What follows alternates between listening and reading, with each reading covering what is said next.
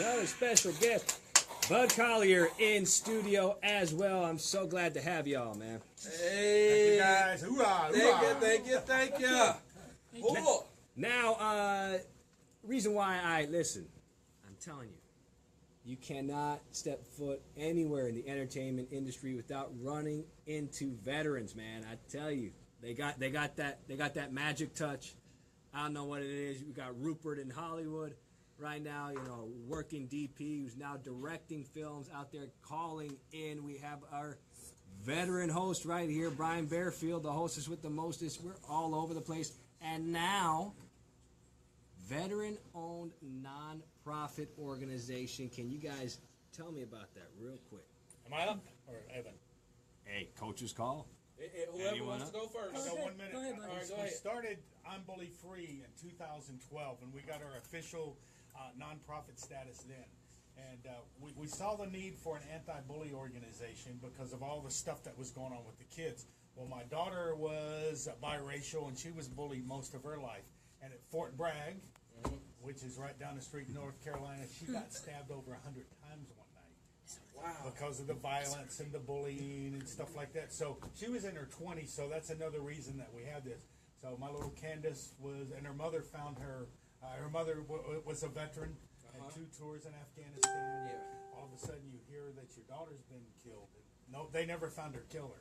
So I'm sorry to stabbed hear over that. 100 times. So the need is all the violence that's going on with the schools. And that's what we do. Evan and I go into schools and we talk to the kids about doing the right thing. How did y'all meet up and link up to have this start? How did you end up being one of the spokesmen for? You want to eat? Bully Free? So I became a spokesperson because I met Bud at the right time back in 2000 what? About 2013. It's been a while, yeah. So Bud Collier asked me to come out to this event in Clear Lake, I believe. Yeah, it was at a church. It was a fun walk. It was a fun walk, and so I did my very first speech there. But I remember the story. I used to write my presentations on index cards, and my acting coach, Crystal Martinez, helped me through acting through presentations with I'm Bully Free. Now, when you're making that first initial presentation, because I know we talked about this on my podcast, which is on iTunes, by the way, Indie Rundown Podcast. You can like our Facebook page at the Indie Rundown Podcast. What a sensational plug by me. Exceptional plug by me right there. But we talked about that, and I don't think I asked you how did it feel to make that first initial speech? In front.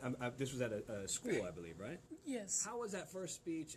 How are you feeling, and how did you feel afterwards? Take me through it real quick. So, what we do as an organization, as I'm Bully Free, we go to the schools, junior highs, and this is a school called Lake Olympia Middle School up in Missouri, and I spoke to 6th graders, over about 3,000 kids. Yeah, we had three groups. That's a lot. And listen, how the kids respond to you afterwards? Everybody listens. It's good that kids listen, because as an advocate, you don't want kids talking over you because it's disrespectful. Exactly, and the point of it is, this is not something like I never even had these kind of conversations. I don't remember ever seeing these presentations in school. Back when I was in school in the public, elementary school, middle school, high school, I never remember. So the fact that y'all started this organization and you had this talk in Missouri, not Missouri City, Missouri City, Lake Missouri City. Olympia. Okay, Lake. I was about to say. I'm sure Missouri be calling, but Since 2013, Evan and I have either seen or talked with 500,000 kids and families. I want to chime in for a second because, especially now, bullying has become one of those things. When I was growing up, bullying was just the bigger kid picking on the smaller kids. But now you have bullying going on social media. as well. That had A that whole is- different story. Yeah. that- Wow. Social. and it's sad because a lot of kids are killing themselves, committing suicide because of social media. Now you all have something going on this weekend Yes. as well, correct? Right. And Oh, yeah, you do it. You're up, peak. Actually, Ready, action. this weekend, tomorrow, we're actually going to be at this largest kids festival. It's called McDonald's Children's Festival, and it's the biggest, largest festival. But not only that, there's not our location, but at the main stage, there's a actor named Anthony that played Miguel on Coco. He's going to be signing autographs and stuff like that Wow. at McDonald's Children's Festival. So Evan is going to be at the kids directory booth, and we have a stage. And for 30 minutes, we have a couple of little singers, and we do some role playing and give out stuff for the kids. But at the end of the day, there'll be 20 or 30 parents that come up to us and go, "Hey, I need your help. What do I do because my kid's getting bullied?" Yes. A lot of parents don't know that. One of the things that came out of all this was David's Law this year, like that. You remember Brandy Vila that shot herself in Texas City, Yes. right? There was no law against that kid that was cyberbullying her, Wow. but except for harassment law. That's what they. So David's Law is David's legacy, and Maureen Moloch's son committed suicide because of cyberbullying. Wow. And now it's against the law for me to cyberbully your child, and if they commit suicide or something like that, then you're actually potentially be arrested. And it should be that case, because listen, as bad as it was for people back then, now when you go home, you still can't escape it, Right. because Yes. everyone lives online, and it can be debilitating, because I know in some instances it can traumatize a kid. They don't want to go to school anymore. They become disconnected, and nowadays you just can't escape it. So it's constantly, you wake up, you don't know what's going to happen.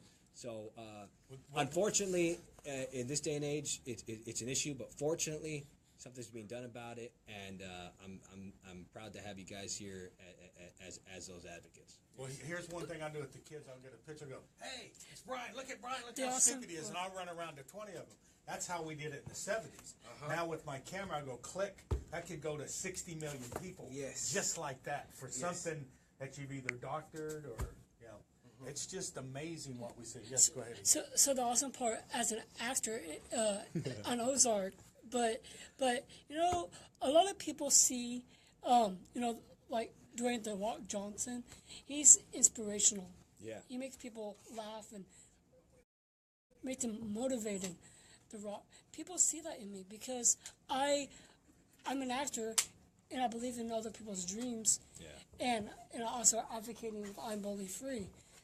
And It lends more instant credibility to you when you're speaking, and all that, and it is just the fact that you're kind of downplaying it.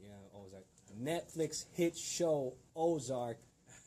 Jason Bateman, Laura Linney, Isai Morales. Okay, he's awesome. everyone in Laredo knows him as Richie Valens' brother. All right, Woody the Woodpecker drawings, man. But listen, awesome that you were, the fact that you were able to get on that show, just speaking as a local actor was awesome. And the fact that I'm actually seeing it, I'm like, there's Evan's voice. Oh, there he is. There he is again. He was cyberbullied before he got on that show. That's how we met. Really? Yeah, he put a video up on YouTube, and I won't say who, but somebody called him all kinds of ugly names. He goes, "You're never gonna make it. Look at you, blah blah blah." And that's how we met on my fake radio announcer. Yeah. not one of this really cool. And so I said, Evan, I didn't even know him from Adam then. I said, he was just started his acting. I said, "Come hang out with me, dude." Yeah. So we do these veteran softball games, and the first softball game that he went with me with was Duck Dynasty was there, all these stars, and now he's hanging out with Matthew McConaughey and all these dudes for the veteran softball part. And I said, and when you got on the show, Jason Bateman handpicked you to be on.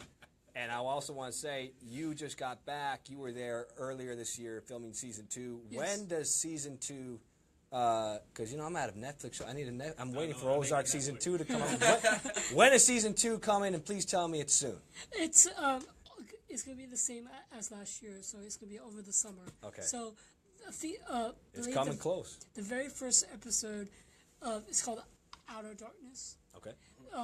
That's gonna be on July 1st. So hopefully, Olive 1 out of 10 is gonna be same day. Let's see. Fingers crossed on that. And they haven't killed him off yet. I'm glad they haven't. Listen, thank you so much for coming. I finally got Evan Boraceras in studio again. July, Netflix hit show Ozark. Thank you, Bud Collier, for coming in as well. I'm Bully Free. I'm bullyfree.org. Thank you guys for coming on. You're welcome on anytime. Again, this is Sports Talk with Big Sarge. Coming right after you after this break. Thank you. Awesome. Go Texans. Yes. Let's get a photo. AJ, will you do us a favor? Can we get a photo? Yes.